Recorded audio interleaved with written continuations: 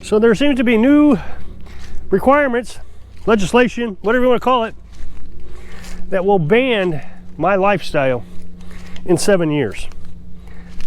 I mean, if you really think about it, that's kind of scary. They don't want folks like me getting in the way of their agenda or their plan or whatever you want to call it. Try to give you some idea of what they're talking about. I own an acre and a half. We have a little tiny house. It's 16 feet by 12 feet. It has a 10 foot by 12 foot back porch. It's basically a shed with a back porch. We run electric from 10 100 watt solar panels. We have 7 or 8, I forget how many, lead acid batteries. And I don't want to get in that discussion. I'm very happy with lead acid. Then we have 30-ish chickens, 2 roosters, and the rest of them are hens. Of course, we have a missing rooster right now. We suspect he's in a tree or something. I told you about that in yesterday's video. We are about 80% self-sustaining, and with a flip of a switch or whatever you want to call it, we could be easily 100% self-sustaining. The only reason we are not 100% self-sustaining is because we don't want to be. We try to become chicken experts. That way if something happens, you know, they call it SHTF, stuff hits the fan. If something like that were to happen, just by a simple flip of the switch, electric grid goes down, no more gasoline, no more nothing, we could simply just start eating our eggs and chicken meat, and we do just fine. But we still like the variety a little bit. We like to have beef and pork. Like I said, so we're about 80% self-sufficient. We really don't have to go anywhere. We have enough firewood to last us 15 years that's already cut and split. Of course, we have another, I think, 30 years right here on the property of trees we could cut down. I think that's what I counted out. But I don't want to cut in the woods, so what we do, or have been doing, is anytime someone's giving away free firewood, we go and get it. I'm quite content with my life, that I don't need anybody to rely on to take care of me. Now, I know there's people out there will say that, oh, you know, you didn't build that house by yourself. I did build it by myself, but they'll say the materials that you have, you had to buy. That's true. So all the things that I've already bought help me get to the point where I don't have to buy anything else if I don't want to. That being said, I could use these oak trees to build a house if I had to. Not that I wanted to, but I could have. People did it hundreds of years before me. I feel like that I'm totally capable of taking care of myself for the rest of my life. People will say, well, what about medical? I do the best I can to take care of myself medically. I feel like the diet that I am on helps me stay pretty healthy. And I'm on a carnivorous diet, about 80% carnivorous diet. Now, I know that people don't agree with that. They tell you got to have vegetables. Whatever you want to do with your diet's fine. But with my diet, I'm quite happy. But I do not trust doctors at all. They're just kind of going with what the pharmaceutical companies are telling them to do nowadays. I've watched too many doctors allow my friends and family to die because they wanted to make a lot of money.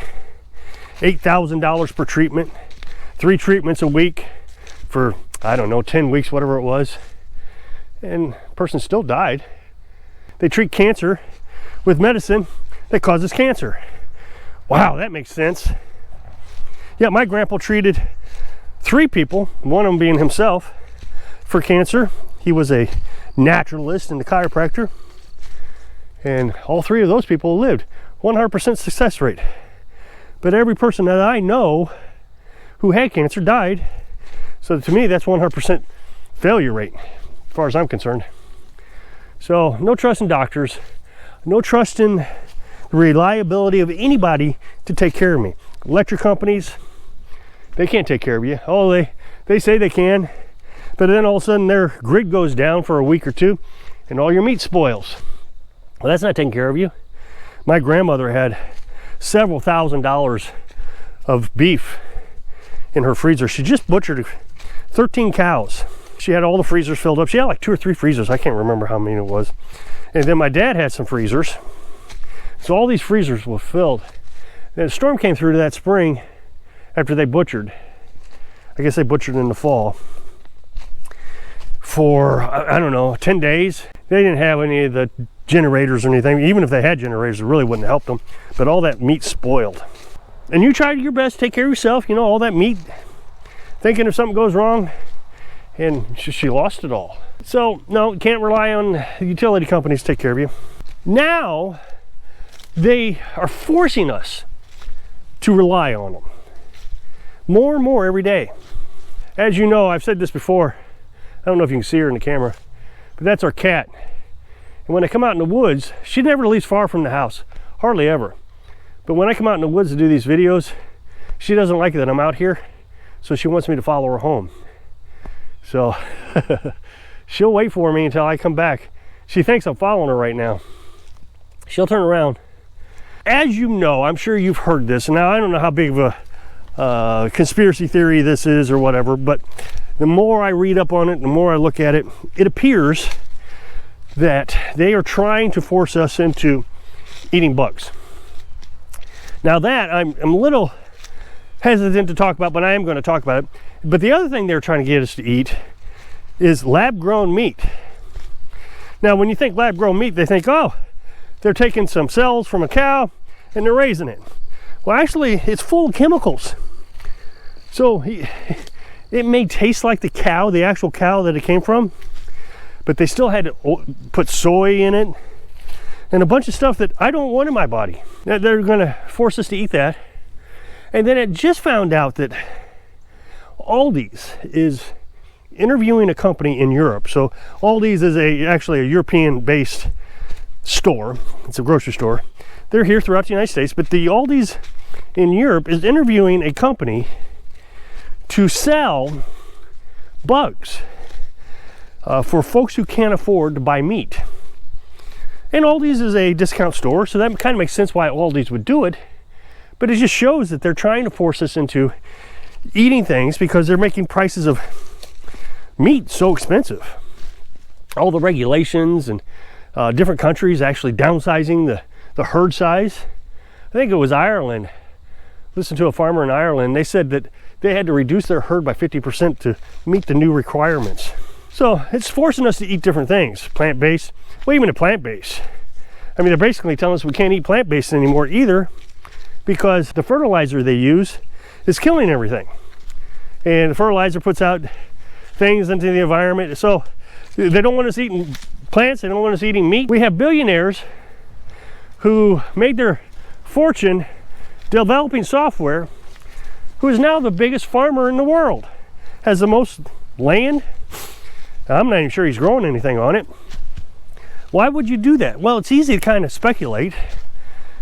If they don't want you eating plants and animals, buy up the farmland so nobody else can use them. Kind of makes sense. Well, now I hear that there's a company, and I can't mention the name of the company because when I do, they always restrict how much my video is distributed. But it starts with a black, and then if you have one of these stones, it starts with an R, black, stone black. This company goal is, and they're actually accomplishing it, is to buy up as much property as possible, all the property. What they're doing is they're trying to buy, let's say your house, your farm, my acre and a half. So they want to buy it and then charge you rent to live there. And the reason they're wanting to do this is they've already said you will own nothing and be happy. That cat is still squawking at me. She came back. She didn't like the idea that I didn't follow her. So maybe I'll stay put so she doesn't get too worried. This is not poison ivy, that's just a vine. People always get upset when I put my hand up against a tree. Oh, it's poison ivy. Nope, it's not. I'm kind of sensitive to it. I get it on my fingers mostly. By 2030, they plan to own all property. Now, we kind of see this already. Used to be you could go buy Microsoft software, Microsoft Word, Microsoft Access, Microsoft Excel, but you can't buy that anymore. I don't think you can. They want you to rent that software. So you pay a monthly fee or a yearly fee to use it. So it's like Netflix and it's like everything. You have to pay a monthly bill because that's constant revenue. They don't have to keep going out looking for customers because they already have a customer. And you have to come back to them for what you need every day. So if you need electric, You keep coming back to them. They don't want you owning your own electric system. If you own property, they don't want that. They want to be able to own it, and you give them money. Only the elites are allowed to survive. So I think what they said is they intend to depopulate the planet. Yeah, she's pretty upset. She's running back and forth. Down to 500 million people. Now that would leave enough people to serve the elites. Now they say this in one of these meetings they hold each year. And every president, since I think the first Bush has went to these meetings, every president. So all the people that we have voted for go to this meeting. Now think about this. Our politicians support these elitists. Well, one, because they want to be the 500 million that are allowed to live. But they also don't want to be the people that have to produce for them. They don't want to be the labor. They want to be the elitist. So politicians are making policies based on their demands. I don't know if their plan is coming together fast enough for them. I don't know if they're actually going to accomplish it by the 2030 mark. But they sure are heading in that direction.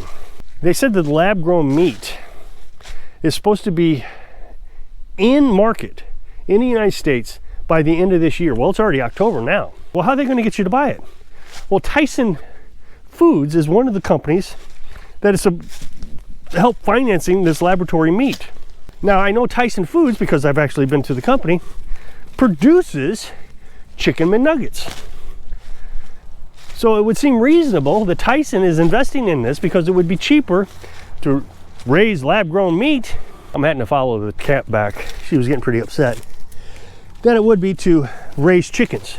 I'm speculating, but it would seem reasonable to me that we won't even know that lab-grown meat is being fed to us. They'll just simply put it into chicken nuggets, and we'll go to McDonald's and we'll start buying it. And before you know it, it's in everything.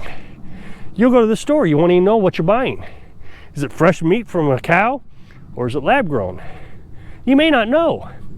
I know that some people in my comment section have said they bought things at the store, and then when they look at the ingredients, it says cricket flour. So they're grinding up crickets and making flour out of it. So if they're already introducing crickets into our food without telling us, imagine what they'll do with lab-grown meat. So if you'll click this up next box, take to a video where it's talking about canning lids being banned by the USDA. So if I can inspire you to fight it as long as you can, so you can live your dreams. Thanks for watching.